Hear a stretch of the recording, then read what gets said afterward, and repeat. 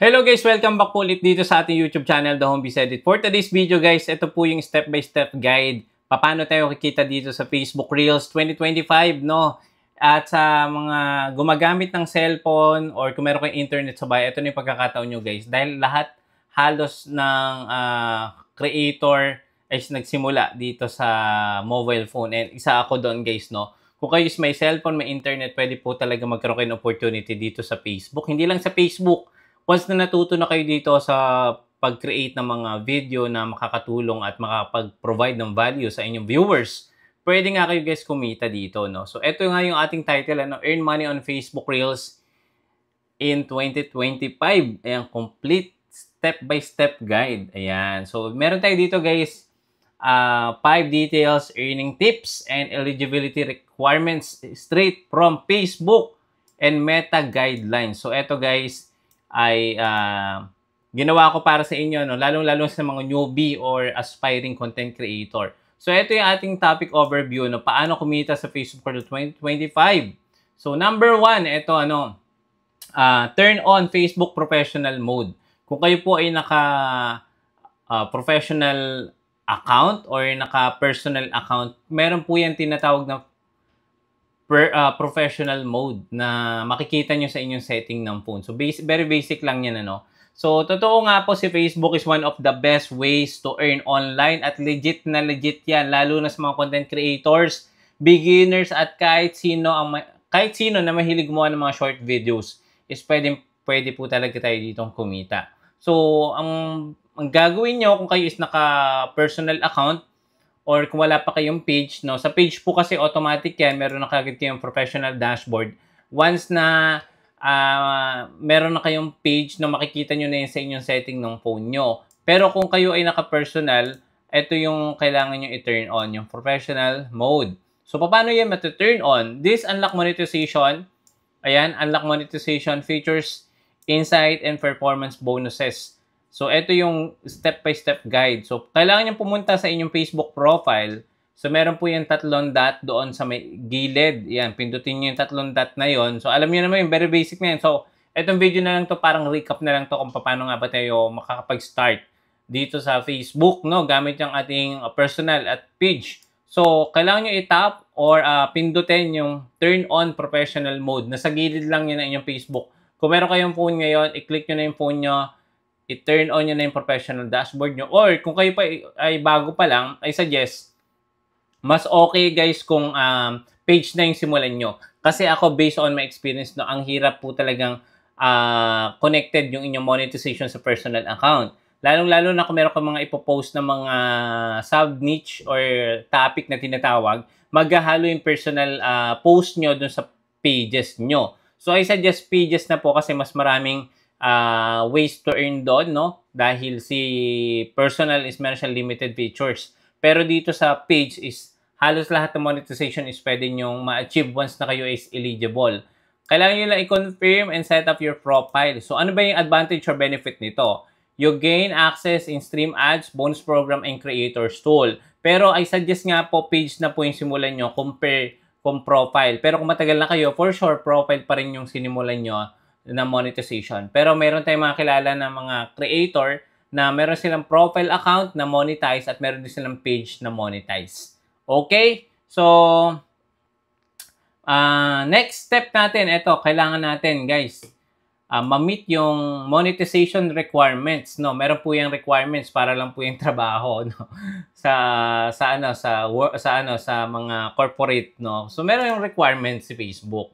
So, ano nga ba yung mga requirements na kailangan dito para tayo ma-monetize? To become eligible on Reels monetization, here are the updated requirements 2025 based on Meta standard po ito, ha. So, sa mga nagtatanong, sir, meron na po kasing bago na content monetization at sabi kahit hindi naman po pumasa sa 1,000 or 5,000 followers is pwede. Yes, pwede. As long na kayo po talaga is eligible. Meron nga po tayong kilala na 300, 400, or wala pang 1,000 followers pero nagkaroon na ng content monetization. Dahil nga po, kahit hindi sila monetized before, is continuous pa rin silang nag-upload or consistent pa rin silang nag-upload ng mga original and yung mga quality content. So, ganun po yung gawin nyo kung kayo po ay gusto nyo ma-invite ka agad kahit wala pa kayo sa minimum followers. Wala namang minimit na criteria ngayon guys sa content monetization. Again, this coming August 31, lahat po tayo na nag-earn gamit yung individual tools. Kung familiar kayo sa in-stream ads or sa ads on reels, performance bonus, no? Na pwede nga kayong kumita sa photo, text, and stories.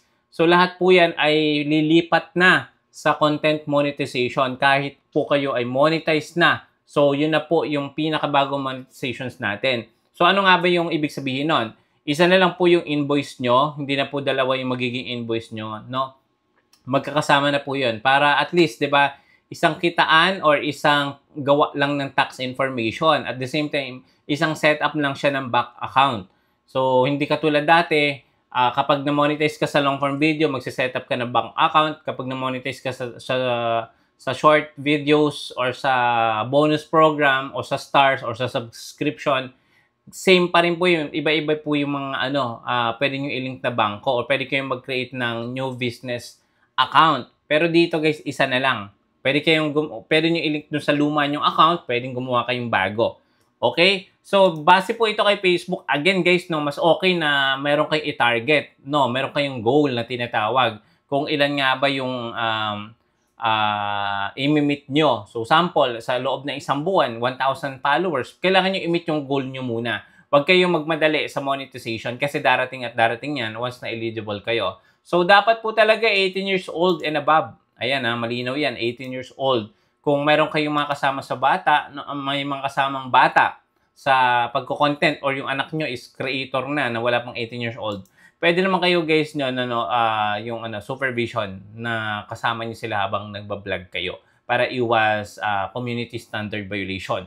So meron tayong mga kakilala niya, meron silang mga anak na content creator kasama nila.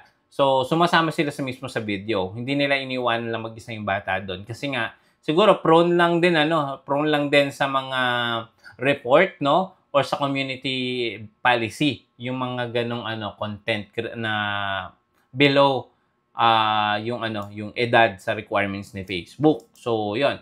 And kailangan dapat resided tayo sa eligible country. And don't worry guys, yung Philippines is supported na po ng monetization dito kay Facebook. So, napakaswerte po natin. Kaya i-maximize po natin yung opportunity na ito na binigay sa atin ni Mark Zuckerberg.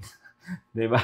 Na kumita tayo gamit yung mga video lang na ina-upload natin. Imagine guys, before, 'di ba, way back 2012, 2020, 'di ba? Yan, hindi pa natin alam talaga to yung ways to earn dito. And dumating lang yung pandemic at talagang nagtiyaga lang yung ibang creator na mag-upload ng mga content and dun nag-boom, yung pag-create ng mga video at magkaroon ng ads at kumita, 'di ba? Before, post lang tayo ng post, hindi tayo kumikita, 'di ba? So ngayon, ito na yung pagkakataon nating lahat para tayo ay kumita ng extra income, 'di ba? Kung meron kayong trabaho, meron kayong mga business, pwede niyo isabay yung pagiging content creator. Sabi nga nabasa natin isang article, kung yung business natin ay wala sa internet, possible guys na mawala din yung business. So parang oo nga that kailangan natin sumabay talaga dito sa mga pagbabago, especially sa technology.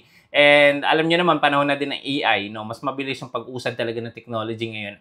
At hindi natin yung mapipigilan. Kailangan lang natin talaga guys pag-aralan yung sistema at i-take advantage natin din yung powerful ng internet or ng artificial intelligence ngayon.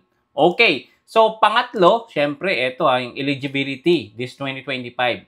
Meron po tayong tinatawag ng mga policy. Actually, 3 po yan kay Facebook. Meron tayong content monetization, partner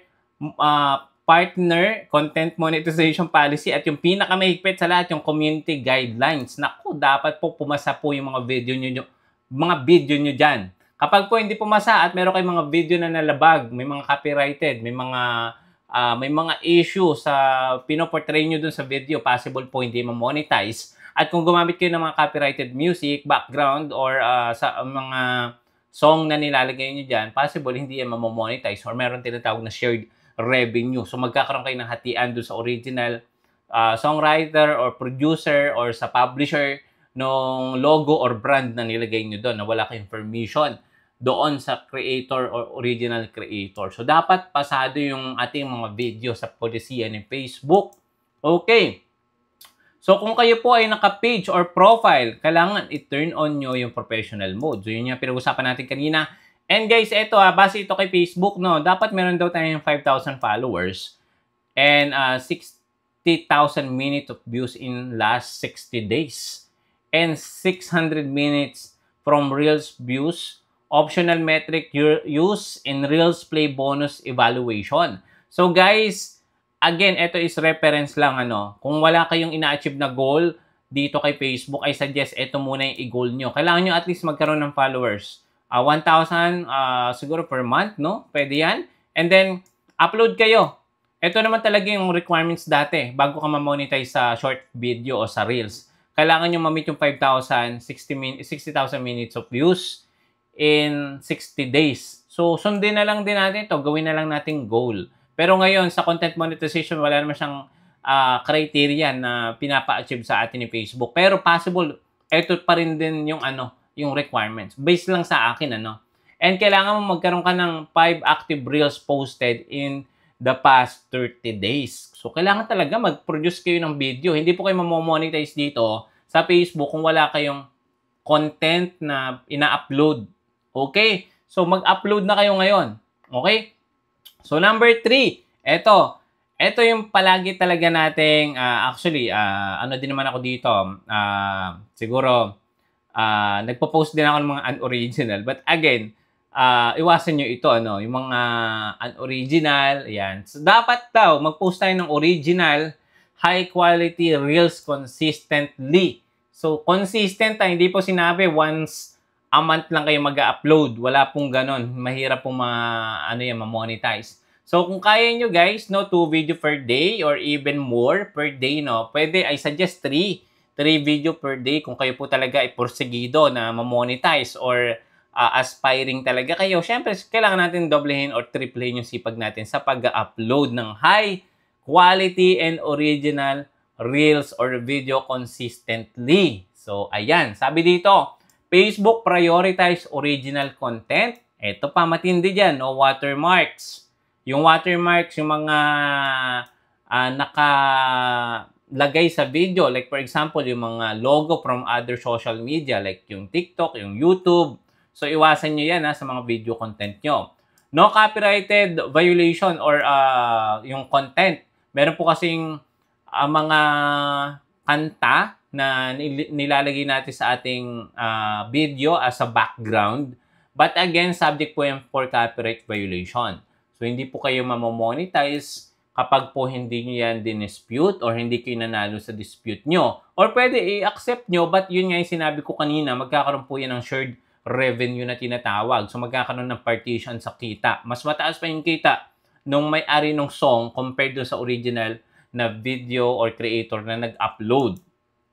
Eto pa matindi. Alam niyo ba, si Facebook is gumagamit siya ng artificial intelligence para ma-detect niya yung mga videos na galing doon sa different platform, no? I don't know kung paano yan nangyayari at nadedetect talaga ni Facebook yan. So, trinay ko na yan, guys. I suggest wag nyo nang gawin yan. Kukuha kayo ng video from TikTok na hindi nyo nilagyan ng meaningful enhancement or editing or added value dun sa video. Like for example, commentary. Meron po tayong nakikitang commentary na nandun lang yung mukha nila doon sa video tapos wala silang in-add na value or commentary. Dapat mag-commentary or editing na tinatawag.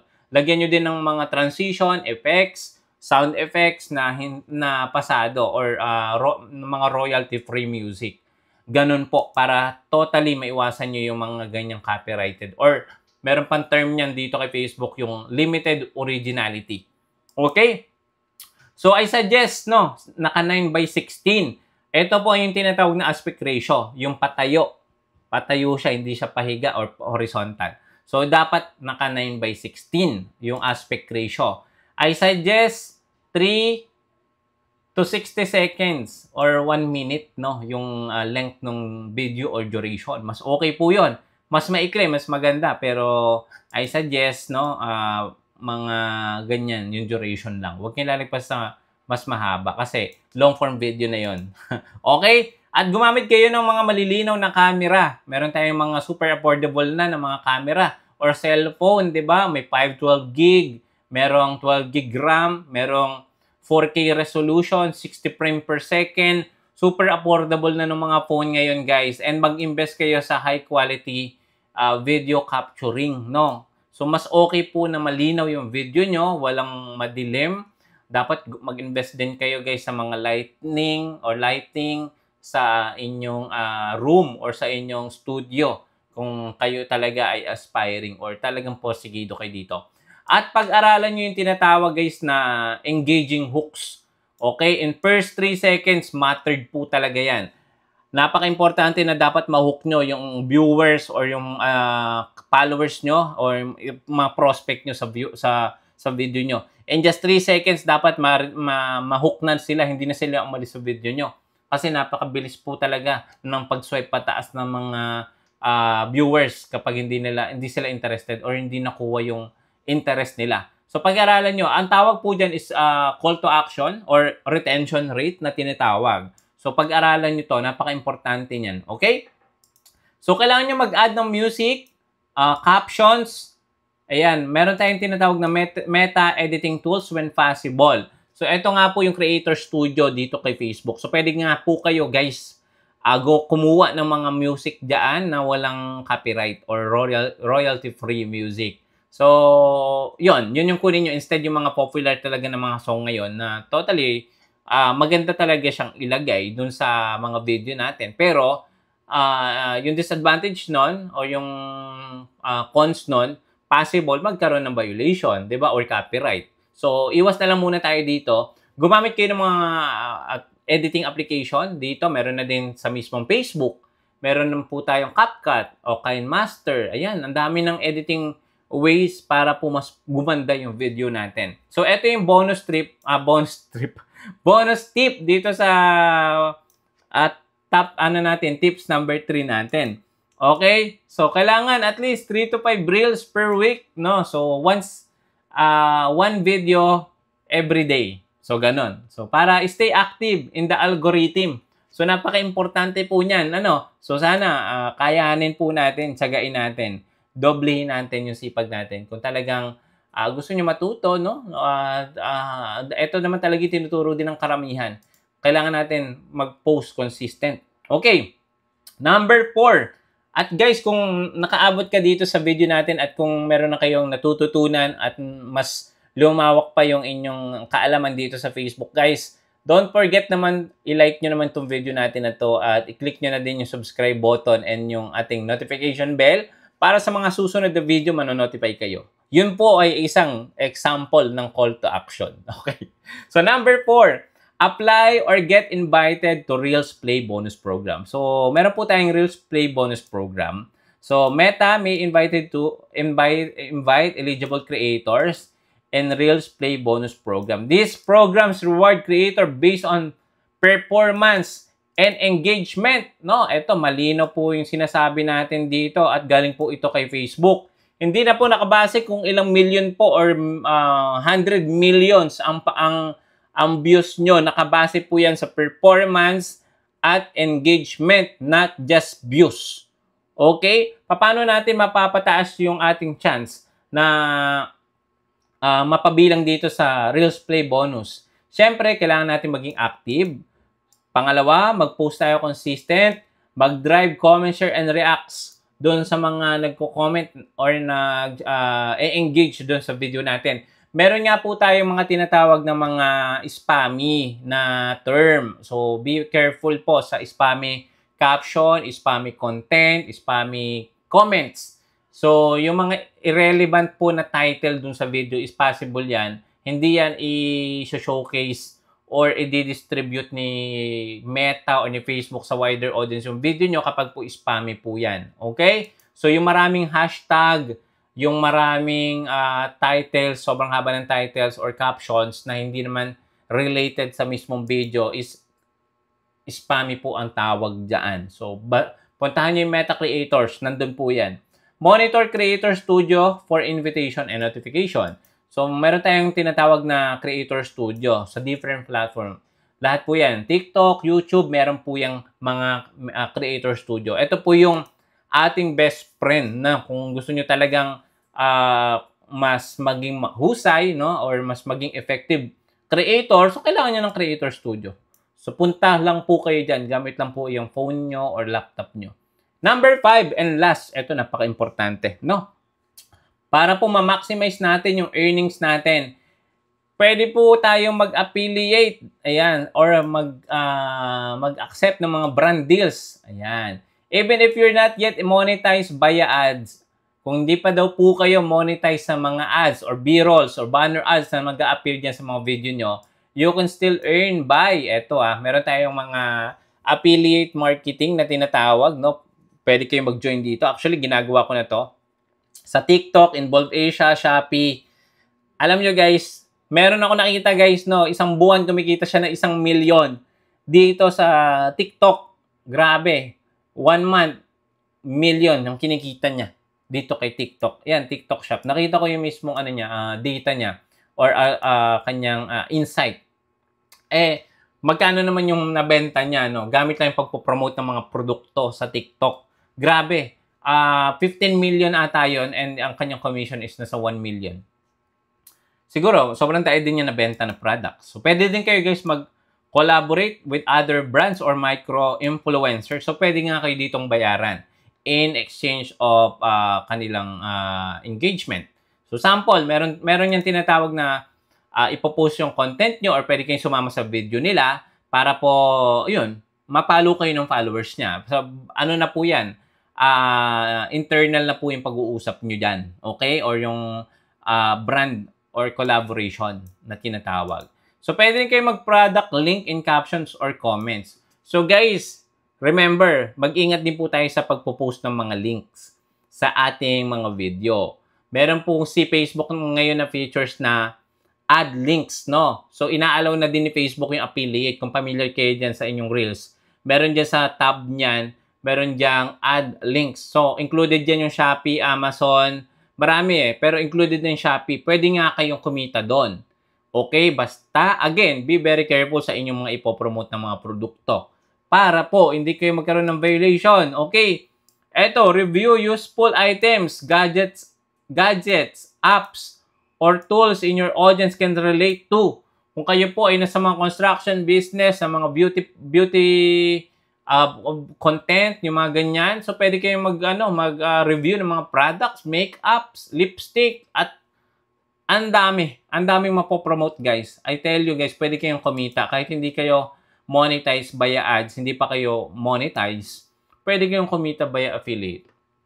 Sa YouTube, meron na din, guys. Grabe. So, ito yung summary natin, guys, no? Ilalagay ko to dyan sa may ibaba. So, again, kailangan nating ma-monetize muna bago tayo magkaroon ng ads. Kailangan 18 years old pataas. Must be eligible in country or sa location. So, PH or Philippines is already included na dito sa Facebook monetization. I-follow nyo din po lahat ng policy dito sa TikTok, Facebook, YouTube, Instagram. Lahat po yan, napaka-importante. Kailangan nyo sumunod. Pag matigas yung ulo nyo dyan, hindi po kayo ma-monetize. Okay? So, kailangan mag-goal tayo ng followers kahit wala pong minimit na criteria yung content monetization. Mag-goal kayo. So, sample, sa isang buwan, goal ko 1,000 followers.